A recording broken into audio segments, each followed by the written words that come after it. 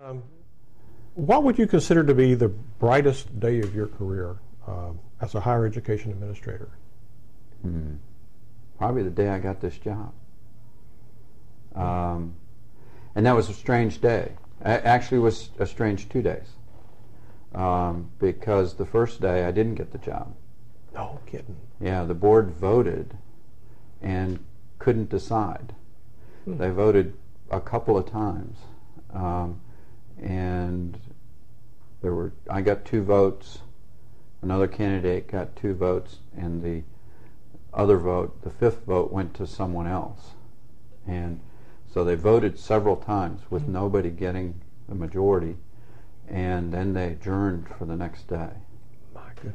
And then the next day they decided on a 3-2 vote. Time was on your side. Well, I guess. But at any rate, so that was probably the brightest day. But there have been lots of bright days. I'll bet. Lots of bright days. Could you tell us a little bit about how the role of college president has changed from when you first became a college president? Yeah, obviously the roles that you play in the institution are pretty much the same. It's more complex in that there are more people, more organizations, more constituents to deal with. The whole idea of having more process in decision making is wonderful, and it's the way it should be done, but it also involves a lot more people, and the danger there, of course, is that you slow down the decision making process greatly. But we're a more process-oriented institution, for sure, than when I came. The other role I think that's changed is the fundraising role. Not like university presidents, but kind of moving in that direction. It's expected that community college presidents will fundraise now. That was not an expectation necessarily when I came. And our BCC Foundation has done great in that regard, and I don't take the credit for that. A lot of other people have helped make that happen, but it's expected.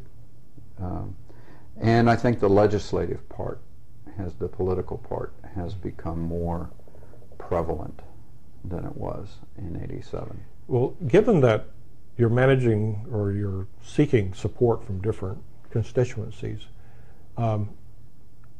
let's take that into legislative support. Would you say that the percentage of our budget that's legislature funded is less today than it was when you were first president? It is. It's about 62%. And it probably was more like 3/4 when I started. That isn't so much replaced by the fundraising part, because much of our fundraising goes directly to students or to faculty and doesn't go into the operating budget of the college. But it has to do with the fact that student fees have increased. And it's a real concern to me. There is a stated policy in Florida that by the State Board of Education and the legislature that students should pay 25% of the cost of their education. Well, they're paying about 34% of the cost of their education right now. So the discussion about the role of student fees and the role of the state in funding community colleges is a real concern. Now, that same dialogue's going on with our university system, but I think they have a whole different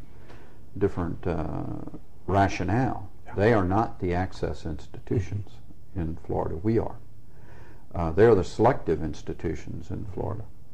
And if in people's policy considerations they want to make those more selective institutions more like the other selective state universities in the country, more expensive and all of that, that's fine. I'm concerned about our access institutions becoming inaccessible financially to a lot of working students. And that to me is a real public policy issue that lands in Tallahassee. And will certainly be one of the major challenges or issues that the new president will be dealing with. Well, Not that he's a yeah. stranger to that issue. No, and we've talked about that. But it's not. It's going to be hard to change it from the institution level. Yeah. You know, maybe collectively the community colleges could have some impact on that. That has to be one of those things that becomes the discussion in Tallahassee, and so unfortunately, our new president leaves a void in Tallahassee when he leaves. So I think the new chancellor needs to begin to become active in that issue.